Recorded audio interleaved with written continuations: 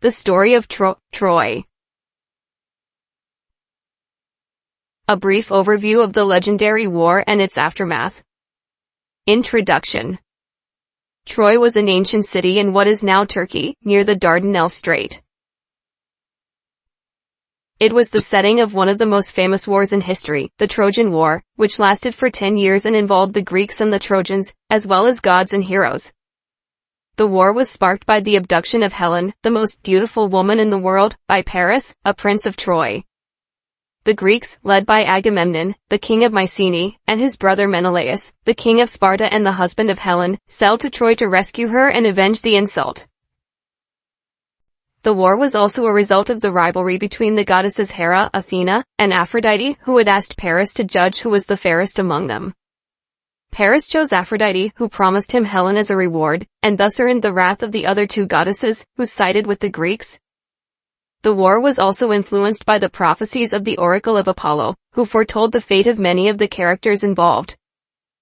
The war lasted for 10 years, and was marked by many battles, sieges, raids, duels, and interventions by the gods. Some of the most famous episodes of the war include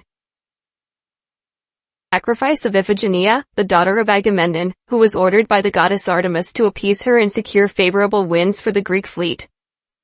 The duel between Menelaus and Paris, which was supposed to end the war, but was interrupted by Aphrodite, who rescued Paris and brought him back to Helen. The quarrel between Agamemnon and Achilles, the greatest warrior of the Greeks, who withdrew from the war after Agamemnon took his captive princess, Briseis, as a prize. Achilles' anger and pride were the main themes of the epic poem, the Iliad, by Homer.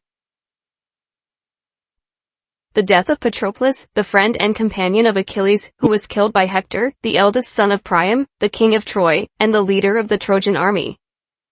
Patroclus had won Achilles' armor and led the Greeks in his place, but was overpowered by Hector and the god Apollo.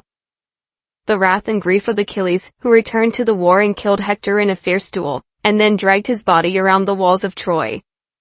He also refused to give back the body to Priam, who came to beg for it, until the goddess Thetis, the mother of Achilles, persuaded him to show mercy and honor the customs of the dead. The death of Achilles, who was shot in the heel by Paris, with the help of Apollo, who guided his arrow. The heel was the only vulnerable part of Achilles, who had been dipped in the river Styx by Thetis, except for the heel, which she held him by. The death of Achilles was a major blow to the Greeks, who fought over his armor and his body. The wooden horse, the final and decisive stratagem of the Greeks, who pretended to abandon the war and leave a giant wooden horse as a gift to the Trojans. The horse was hollow and contained a group of Greek soldiers, led by Odysseus, the king of Ithaca and the most cunning of the Greeks.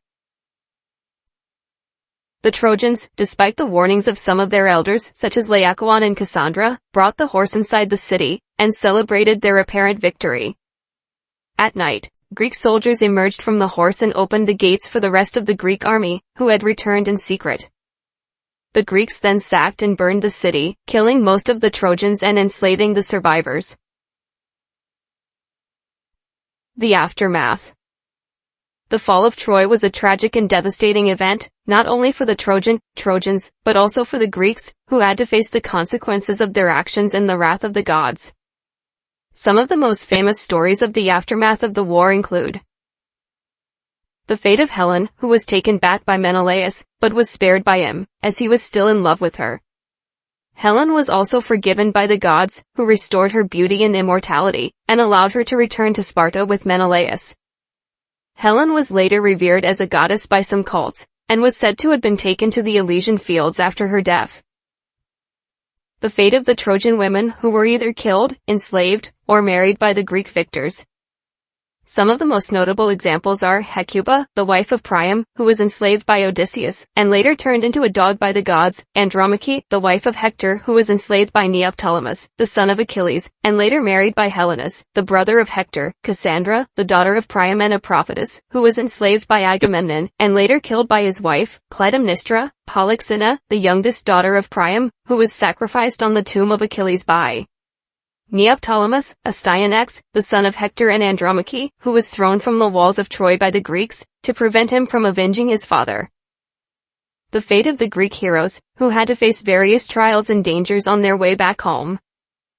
Some of the most notable examples are Agamemnon, who was killed by his wife, Clytemnestra, and her lover, Aegisthus, who had usurped his throne, Menelaus, who was delayed by storms and shipwrecks, and had to visit various lands, such as Egypt and Phoenicia, before reaching Sparta, Ajax, the son of Telamon, who was driven mad by Athena, and killed himself after losing the contest for Achilles' armor. Odysseus, who had the longest and most adventurous journey, and had to face monsters, witches, sirens, cyclops, and other perils, before reaching Ithaca after 10 years.